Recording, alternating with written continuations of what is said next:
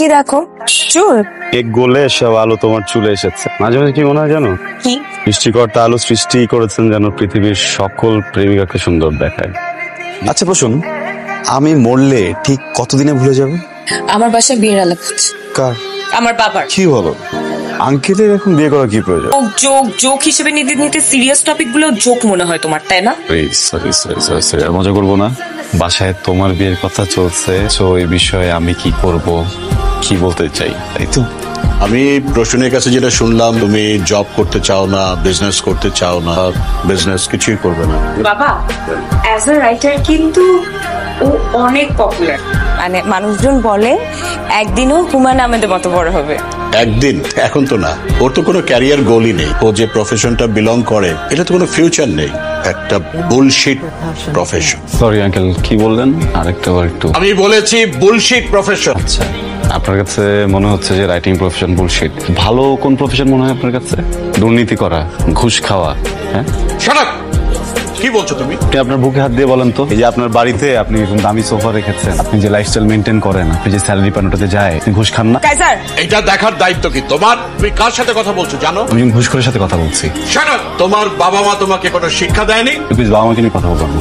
Shut up! তুমি আমার বাড়িতে এসে কথা বলছো, আমাকে অপমান করছো। আপনি বাবা মাকে নিয়ে কথা বলবেন না প্লিজ। তোমার বাবা মা হচ্ছে অশিক্ষিত, মূর্খ, এবং তুমিও তাই হয়েছো। মানুষ নাকি জানোয়ার? তখন থেকে দেখছি বাবা একটা কথা বলে তুমি কথা বলেই যাচ্ছ কেন? কি সমস্যা তোমার? উনি একটা বয়স্ক মানুষ, উনি না হয় তোমার কোনো কথায় বিরক্ত হয়েছে। স্যার আমার বাসা থেকে বের হো, just because I love you. আমি আমার দারোয়ান আজকে ডাকতেছি না, আর এটা কোনো ওয়ার্নিং না, এটা আমার ফাইনাল ডিসিশন। আমি তো বাবা মাকে নিয়ে বের হো কাইজার।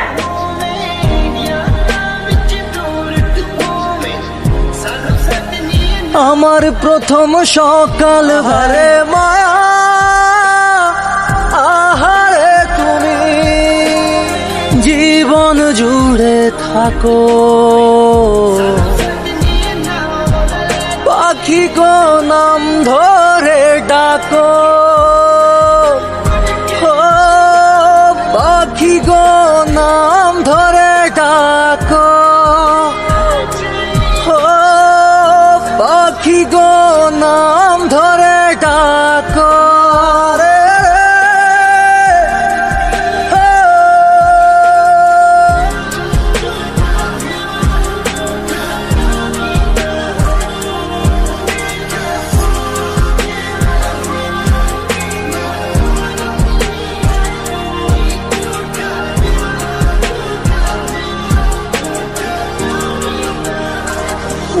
এই যে দেখো আমার দিকে।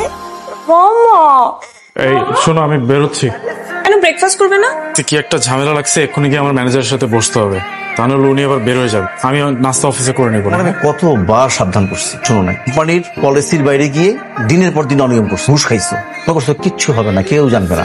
আরে ভাই, নতুন সিওর ব্যাপারে আমি তোমার বলিনি, আগে বলিনি, বলছি, কিন্তু তুমি পাত্তা দাও না। এখন তদন্ত হবে, চাকরির আশা করো না, এভাবে জেলে যেতে না হয় সে ব্যবস্থা করো। স্যার শুধু শুধু ভয় পেয়েছি, সব লেটার ফেটার কিচ্ছু না স্যার। তদন্ত কমিটি বসাইছে, সব তো সিইও স্যারের টাকা খাওয়ার ধান্দা। ওই 3টা বান্ডেল দিয়ে দিলে সবকিছু ঠান্ডা হয়ে যাবে স্যার। ট্রাই করে দেখো যদি কিছু করতে পারো। ওকে স্যার আজ দেখা করতে পারবেন না, কিছু বলার থাকলে আপনি তদন্ত করুন। কি হয়েছে তোমার? কিছু না। কিছু তো একটা হয়েছে, বলো আমাকে। অফিসের একটা ফাইন্যান্সিয়াল প্রজেক্ট নিয়ে অনেক বড় ঝামেলা হয়ে গেছে, রেসপন্সিবিলিটি ছিল আমার উপর। এখন না আমি বুঝতেছি না আসলে কিভাবে কি ম্যানেজ করবো। ম্যানেজার স্যার তো তোমাকে অনেক স্নেহ করে, উনি কোনো হেল্প করতে পারবে না? স্যারকে বেশ কয়েকবার বলছি। কিচ্ছু হবে না, এত টেনশনের কিচ্ছু নেই। ম্যানেজার স্যারের সাথে তো আমি কথা বলেছি কয়েকবার, কালকে আমি যাবো, যে ওনার সাথে কথা বলবো। দেখেন আপনার আসলে অনেক আপসেট হয়ে পড়েছে। আগের সিইও থাকলে খুব সহজেই ব্যাপারটাকে ম্যানেজ করতে পারতাম। যিনি আছেন খুব স্ট্রিক্ট। একটা কাজ করেন না, আপনি তার সাথে দেখা করে সরাসরি কথা বলেন। তাহলে তো তুমি এত চাপে থাকতে না, তাই না? ইভেন ম্যানেজার সারেন্ডার করতো না। প্লিজ আমাকে বলো ব্যাপারটা কি? ফিনান্সিয়াল প্রজেক্টের প্রবলেম, বড় একটা ঝামেলা হয়েছে। তাহলে তোমাকে একা কেন স্যাক করবে? Because I am the team leader. তো তোমার চাকরি যাবে কেন? তাহলে সবার চাকরি যাওয়ার কথা, তাই না? ফাইন্যান্সিয়াল প্রবলেম বলতে কি বলতেছো? ঘুষ খাও?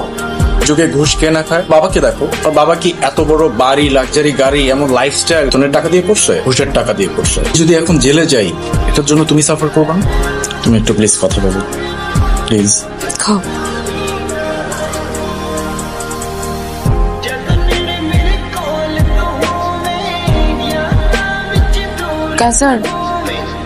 টিমের সবাইকে কনফারেন্স রুমে আসতে বলুন। হ্যাঁ।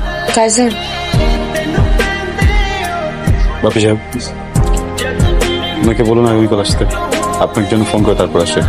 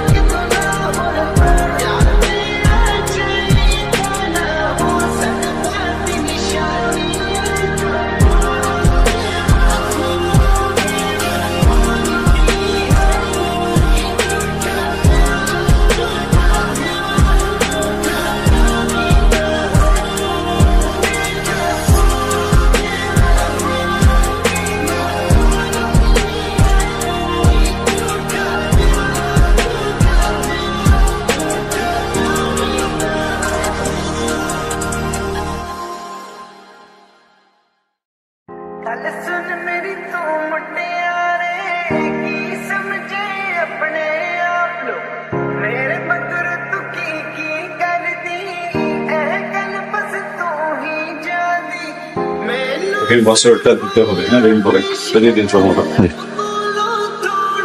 আপু আপনার কালকে আসেন। হ্যাঁ,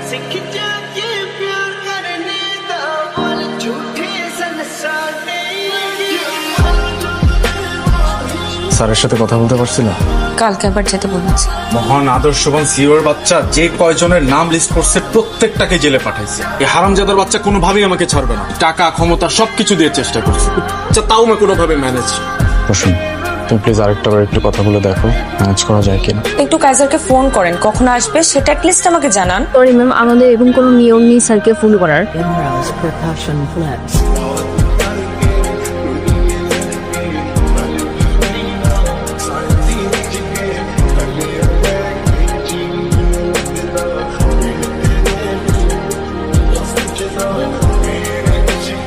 আমার সাথে কথা বলার জন্য কি 5টা মিনিট সময় নেই তোমার হাতে?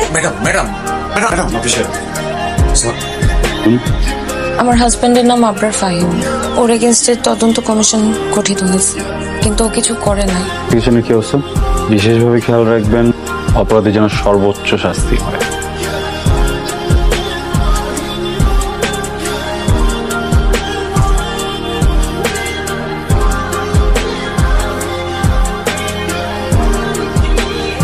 বলেছিলাম বাবা, ও তোমাকে আবার অপমান করবে। এটা অপমান না, এটা প্রতিশোধ। আমরা পুলিশকে ধরিয়ে দিয়েছিলাম, সেই জন্য প্রতিশোধ নিল। না বাবা, কাইজার আমার প্রত্যাখ্যান মানতে পারে না। চাকরি, সাফল্য, দুনিয়াদারি, এইসব কিছুই ওর মাথায় কখনো ছিল না। সরল সাদামাটা জীবন ছিল। একদিন সব পাল্টে যায় কাইজার, পাল্টে গেল আমার জীবন।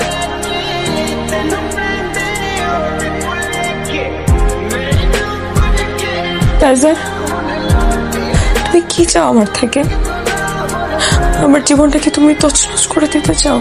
তুমি কি আমাকে রাস্তায় ফেলে দিতে চাও? তুমি আমাকে পথে বসাতে চাও? তুমি কি চাও আমি আমার বাচ্চাটাকে নিয়ে রাস্তায় রাস্তায় ঘুরে বেড়াই? কি করলে তোমার একটু শান্তি হবে বলো তো? তোমার অনেক রাগ না আমার উপরে? কি তোমার সাথে পার্সোনাল সময় কাটালে তুমি খুশি হবা? তুমি আমাকে তখন শান্তি দিবা?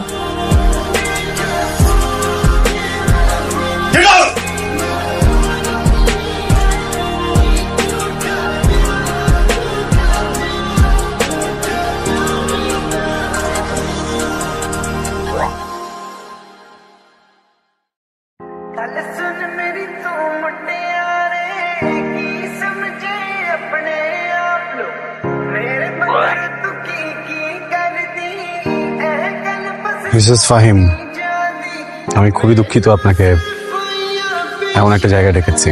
আসলে যে বিষয়ে আপনার সাথে কথা বলবো সেটা আপনার জন্য খুব সম্মানজনক না, তাই অফিসের সবার সামনে বলতে চাইনি। আপনি বেশ কয়েকবার অফিসে এসেছেন আমার সাথে কথা বলার জন্য, কিন্তু আমি আপনাকে সময় দিইনি। আপনি নিশ্চয়ই ভেবে নিয়েছেন এর পিছনে ব্যক্তিগত কোনো কারণ, ভুল। আমি বা আমার কোম্পানি আমরা প্রফেশনাল, তাই ডকুমেন্টস ছাড়া আপনার সাথে কথা বলতে চাচ্ছিলাম। ফাইনালি ইনভেস্টিগেশন রিপোর্ট চলে এসেছে। এখানে আপনার হাজব্যান্ডের করা সব ফ্রডের ডিটেলস আছে। একজন সচেতন মানুষ হিসেবে পুরোটা দেখে আমাদের বলবেন এখন আপনার হাজবেন্ডের সাথে আমাদের কি করা উচিত। তোমার যেটা ভালো মনে হয় তুমি করো, আমার তোমাকে বলার কিছু নেই। মিসেস ফাহিম, আমরা অবিবেচক নই। আপনার পরিবারের বিষয়টা আমরা ভেবেছি, আপনার সন্তানের বিষয়ও ভেবেছি। আপনার হাজবেন্ড যে পোস্টে চাকরি করছিলেন তার জন্য আমরা বাহির থেকে এখন কাউকে হায়ার করছি না। অ্যাপয়েন্টমেন্ট লেটার আপনি চাইলে কাল থেকে জয়েন করতে পারেন।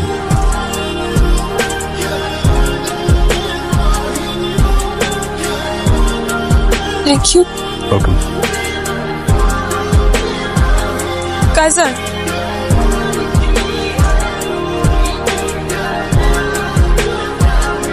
আমাকে কি একবার নাম ধরে ডাকবে?